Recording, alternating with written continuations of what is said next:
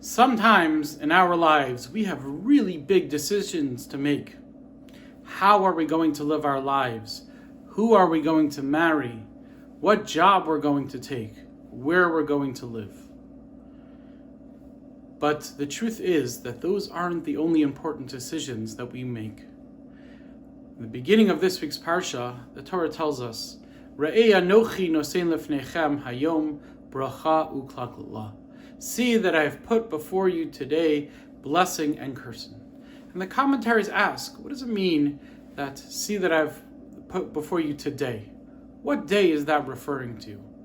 And they explain that the day that it's referring to is not only the day that it was said, it's every single day of our lives. Because besides for those big decisions that we have to make in our lives, which are very important, but we also make decisions every minute of our lives. Smaller decisions, but still very important decisions. How are we going to spend our time? How are we going to interact with people? And those decisions are also so important. And therefore the Torah tells us, it's not just those once in a lifetime decisions that are important. Today, the decisions that you make today are bracha v'klala. How you spend your time today is also a matter of choosing between blessings and curses. And we have to realize that every situation we're in is really just another decision. What am I going to do now? Who am I going to talk to now? Who am I going to help? Who am I not going to help? How am I going to help them? What can I do to serve Hashem more right now? Those decisions are also so important.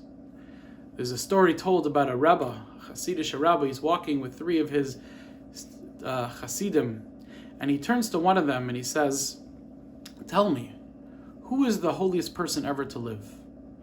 And the Chassid said, Avram Avinu. Abraham, he's the one who discovered Hashem. He's our forefather. We wouldn't be here without him. He asked the second one, what's the holiest time there ever was?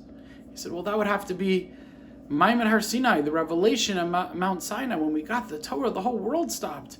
Hashem came down to this world, spoke to the Jewish people. That's the holiest time ever.